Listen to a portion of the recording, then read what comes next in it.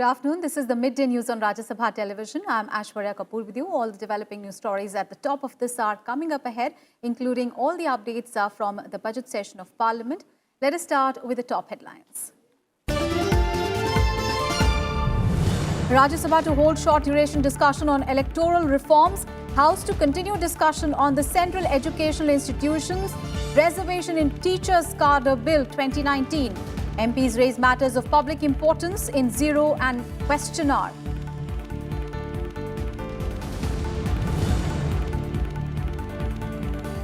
Ravi Shankar Prasad introduces the New Delhi International Arbitration Centre Bill 2019. Bill seeks to establish an autonomous and independent institution for better management of arbitration in India. The Dentist Amendment Bill 2019 also slated for consideration and passing in the lower house.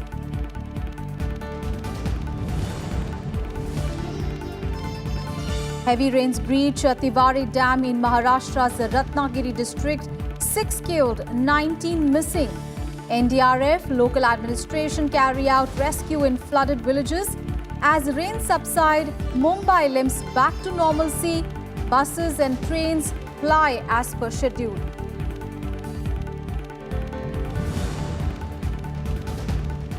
In a big blow to Meghalaya, Supreme Court asks state government to deposit 100 crore rupees fine imposed by the NGT for illegal coal mining.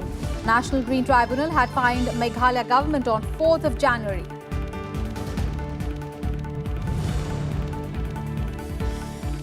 And India beat Bangladesh by 28 runs to seal semi-final spot in the ICC Cricket World Cup.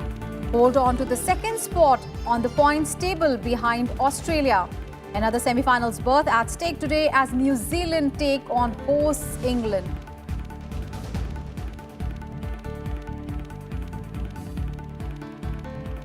First up, news on the budget session of Parliament, and as soon as Rajya Sabha met for the day today, MOS Parliamentary Affairs V. Muralidharan moved several motions, including the motion for election to the Committee on Welfare of Scheduled Castes and Scheduled Tribes. Later, matters of public importance were raised during zero hour. Congress MP Pratap Singh Bajwa raised the issue of narco-terrorism in Punjab. BJP MP Shwet Malik brought up the issue of burning of crop residue and listed out the issues that arise from crop burning. CPIM MP KK Ragesh brought up the use of potassium ferrocyanide in salt. Samajwadi Party's Jaya Bachchan raised the issue of increasing crime against women, and NCP's Majid Memon raised the issue of rain-related problems in Maharashtra.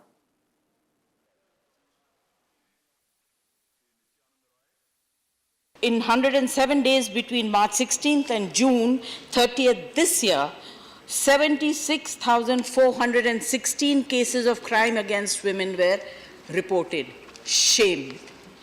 In 3 months of 218, UP reported 76,000 crimes against women compared to 49,000 in 216. Shame. गंभीरता से इस तरफ ध्यान दीजिए। बहुत सारे black sheep आज sir paramilitary forces में भी हैं और पंजाब पुलिस में भी। ये बिना इनकी मदद के ये ऐसा काम नहीं हो सकता। एक पिछले आप हैरान होंगे 1 साल से स्पेशल इन्वेस्टिगेटिंग टीम बनाई honourable high court chief justice के कहने पर, तो डीजी ने जिसने रिपोर्ट दी 1 साल की अंडर कवर पड़ी हुई। मैं फाइनेंस मिनिस्टर साहब को अपील करना चाहूंगा, आपका ईडी डिपार्टमेंट है, why don't you please ask the ED to get that report out. सारे देश को पता चलना चाहिए ये ब्लैक शीप कौन है, इनके खिलाफ कोई एक्शन होना चाहिए। इंटरनेशनल टीवी चैनल्स पर मुंबई की जो शर्मनाक तस्वीरें पिछले 2 दिनों से दिखाई जा रही है कि कमर तक पानी है, झाड़ गिर रहे हैं, दीवारें गिर रही हैं, मौतें हो रही हैं, ट्रांसपोर्ट बंद है। म्युनिसिपल कॉरपोरेशन के पास रास्ते बनाने के लिए, ड्रेनेज बनाने के लिए पैसे नहीं है, ऐसी अवस्था नहीं है। मणिपुर के इम्फाल से लगभग 40 किलोमीटर दूर एक जगह है जिसको मोइरंग कहते हैं। 14 अप्रैल 1944 को आईएनए की आर्मी पहली बार भारत में एंटर की थी आईएनए का हेडक्वार्टर वहाँ बना और हेडक्वार्टर बनने के बाद स्वतंत्र भारत का झंडा आज़ादी से 39 साल पहले भारत की भूमि पर आईएनए के बहादुरों ने फहराया था। उस हेडक्वार्टर में पिछले साल मैं स्वयं गया था। दुर्भाग्य से वो हेडक्वार्टर आज भी निजी हाथों में है। जिनके घर में हेडक्वार्टर बना था उनका नाम लेट हनुमान नारायण सिंह है। उनके दो पुत्र ध्यानचंद सिंह और नंदा बाबू उस घर की देखभाल करते हैं। सभापति महोदय, उस हेडक्वार्टर में आप जाएंगे तो गोलियों के निशान, बमबार्डी के निशान उन्होंने बहुत ही संभाल कर रखा है। इस ऐतिहासिक धरोहर को बचाए रखने का, उस हेडक्वार्टर को एक हेरिटेज के रूप में डेवलप करने की मांग मैं सरकार से करता हूं और सदन का ध्यान आकृष्ट करना चाहता हूं। And in the post-lunch session, Rajya Sabha will take up discussion on a notice on electoral reforms today. The notice for a short duration discussion has been submitted by Trinamool Congress MP Derek O'Brien, and it will see 10 opposition parties participate, including MPs from the Congress, RJD, SP, BSP, Aam Aadmi Party and the CPI. The discussion will be initiated by Derek O'Brien and will be supported by Anand Sharma, Firuchi Siba and D. Rajya, among others. And also introduced in the House on Tuesday, Rajya Sabha will continue discussion on the Central Educational Institution, a reservation in Teachers' Cadre Bill 2019. The bill aims to fill up more than 8,000 existing vacancies in 41 central universities by direct recruitment in accordance with the new quota system. And the bill was passed by the Lok Sabha on Monday. This bill makes university or a college as a unit instead of a department, for the purpose of providing reservation for filling a teacher's post in central education institutions. It also provides a 10% reservation for the economically weaker sections. The bill was moved by Human Resource Development Minister Ramesh Pokhriyal Nishank, and initiating the debate, Congress MP P.L. Punia asked the government to fill the backlog of the vacant SC/ST posts of teachers' cadre. All right, our colleague Panchanan Mishra is now joining us live from Parliament. Panchanan, very fruitful discussion actually we saw in the morning in both question hour as well as during the 0 hour, because important issues were raised by the MPs. And in the post-lunch session, a very important short duration discussion is going to take place on electoral reforms. And this is something, that all parties had been demanding for, and that is what the opposition parties did. They submitted notice on the issue, and finally this discussion is going to take place today. So all eyes will be on the Rajya Sabha today.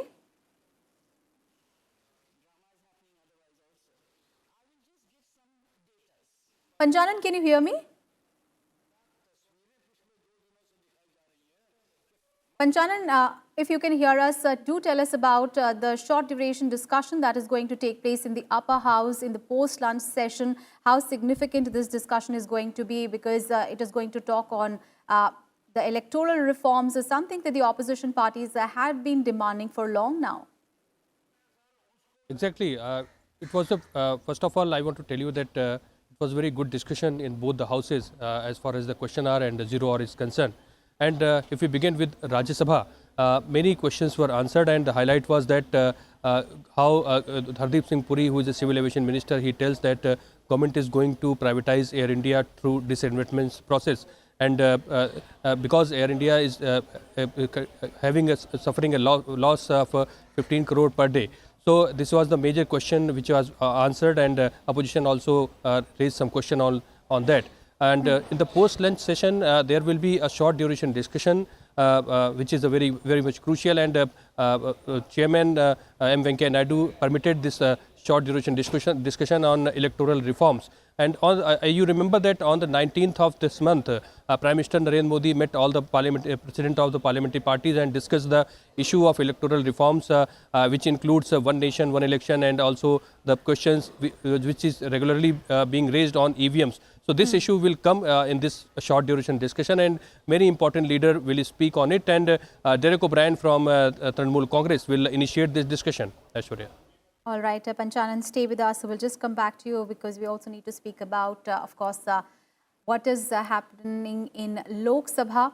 Well, today in the legislative business in the lower house, Union Minister Ravi Shankar Prasad introduced the New Delhi International Arbitration Centre Bill 2019. Now, this bill seeks to establish an autonomous and independent institution for the better management of arbitration in India. It will replace an ordinance that was issued in March, which seeks to provide for the establishment of the New Delhi International Arbitration Centre, or the NDIAC, to conduct arbitration, mediation and conciliation proceedings. It also declares the NDIAC as an institution of national importance.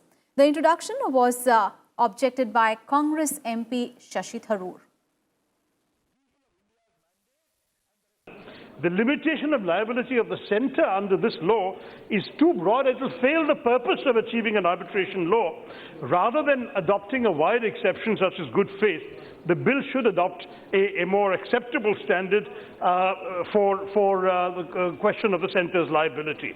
The transparency standards also need to be increased, and of course the centre is deemed to be under the ambit of the RTI Act, which is also a challenge the Minister appears to have overlooked.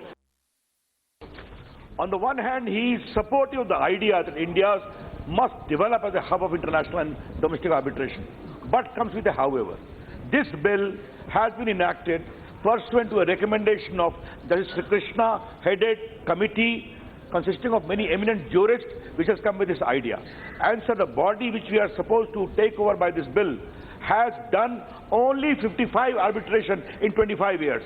It will be manned by whom? Retired Supreme Court judge or retired High Court Chief Justice, eminent people in the field of arbitration. Let me tell you, Honourable Member, very clearly and categorically that we are keen in our government that India must emerge as a big hub of arbitration. And the Dentists Amendment Bill 2019 is also listed in today's agenda for consideration and passing. This bill amends the Dentists Act 1948. The amendment will help restructure the dental councils, and the representation of the central government members and the elected members would no longer be made mandatory in the central councils. And the bill was introduced in the Lok Sabha last week.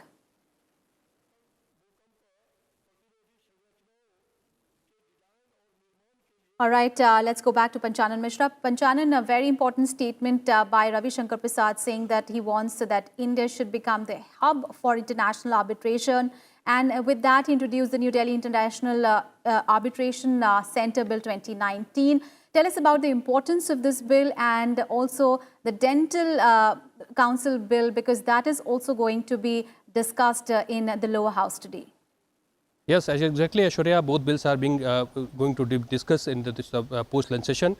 And the importance of this arbitration is that India is now trying to become the hub of this arbitration. And arbitration is a process where you settle the commercial disputes besides these regular courts. And this is a process which eases the to get the justice through these arbitration center.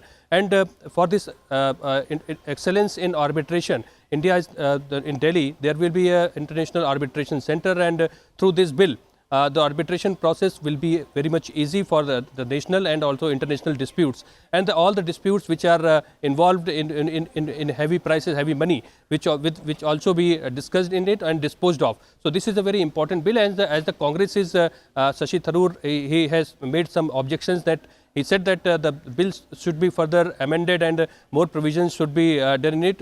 So government replied that India, we in the Parliament has discussed it already in a much larger way. So this is a perfect bill, and we will be going to see a very good discussion on it.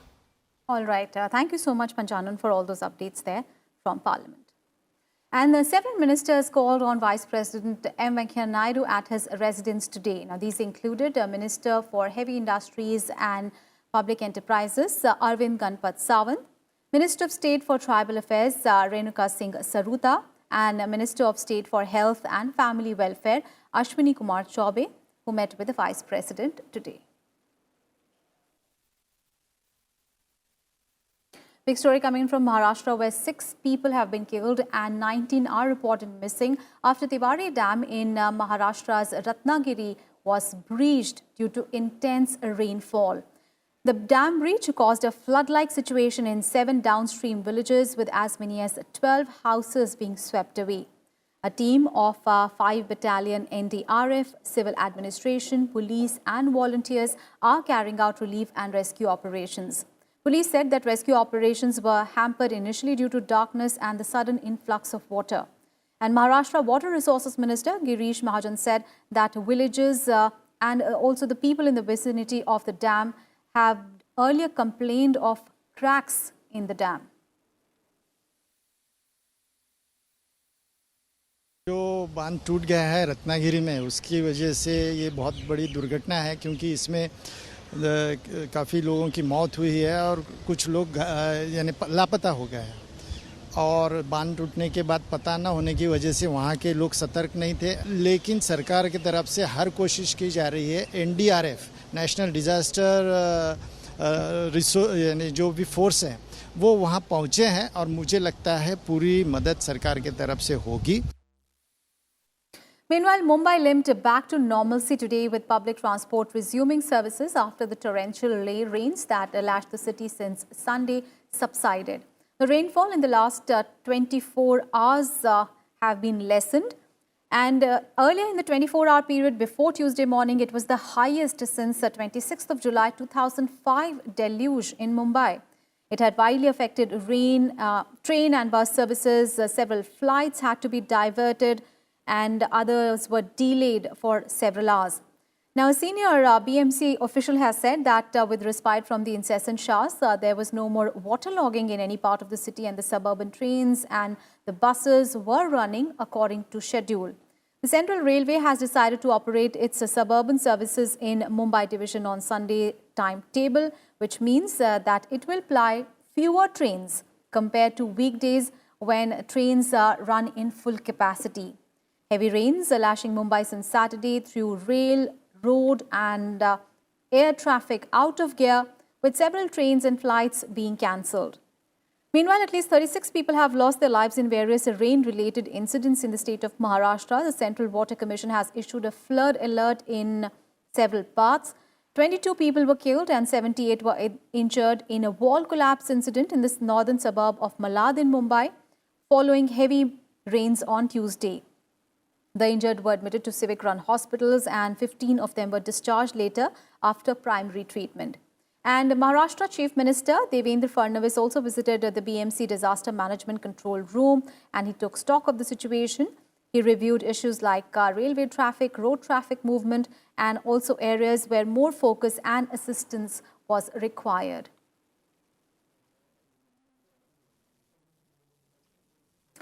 And on to some other news now. The Supreme Court has directed the Meghalaya government to deposit 100 crore rupees fine that was imposed to it by National Green Tribunal, that is the NGT. The National Green Tribunal had fined the Meghalaya government on 4th of January for failing to curb illegal coal mining. The top court directed the state administration to hand over the illegally extracted coal to Coal India Limited, which will auction it and deposit the funds with the state government. The bench also allowed the mining operation to go on in the state on the privately and community-owned land, subject to the permissions from concerned authorities.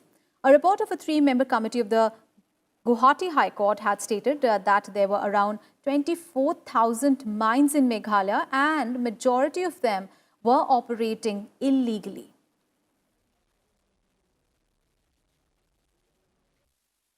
And the centre has set a target of completing 10 lakh projects linked to water conservation under Rural Employment Scheme Manrega. In a statement, the Rural Development Ministry said that these projects are also expected to be finished in the first 100 days of the new government. Out of these 10 lakh projects, more than 2.5 lakh will be built in the 1,192 stressed blocks selected for the Jal Shakti Abhiyan. The government has launched the Jal Shakti Abhiyan, a water conservation campaign with an emphasis on 1,593 stressed blocks in 256 districts across the country. Over the past 5 years, Manrega has become the main force that is driving water conservation efforts across rural India.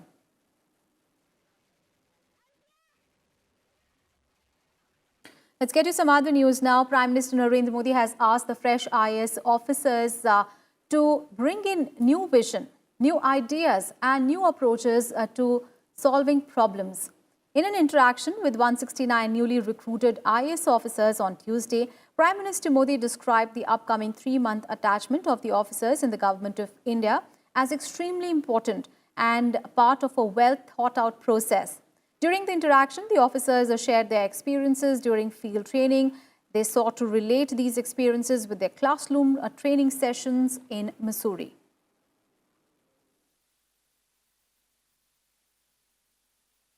And now our special on Budget 2019.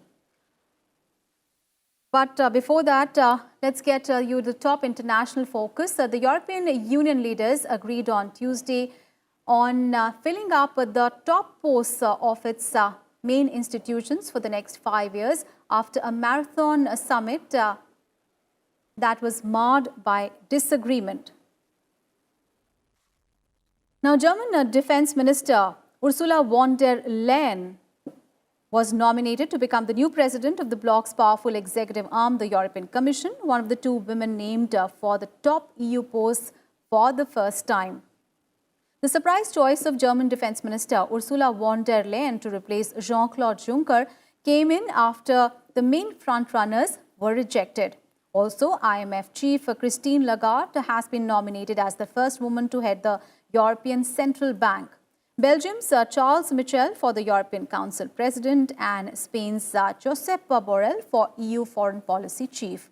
And the 5th role, that is the President of the European Parliament, is to be chosen on Wednesday, that is today.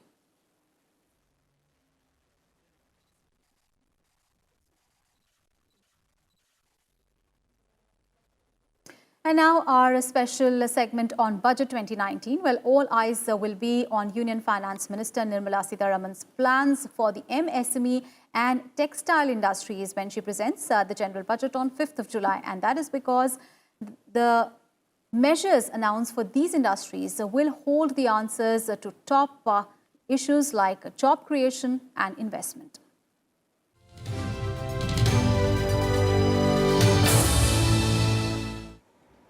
After agriculture, probably the micro, small and medium enterprises and the textile industries generate the highest employment.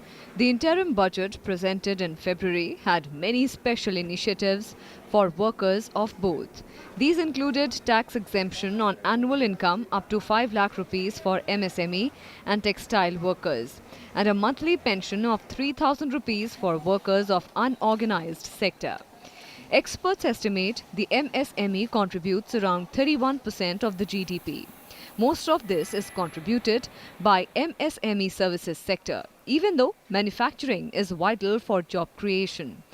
तो manufacturing sector की MSMEs का contribution भी और increase होना चाहिए क्योंकि employment create करने के लिए एमएसएमईज का जो योगदान है वो काफ़ी महत्वपूर्ण बन जाता है और ख़ासकर जो एमएसएमईज मैन्युफैक्चरिंग सेक्टर में है।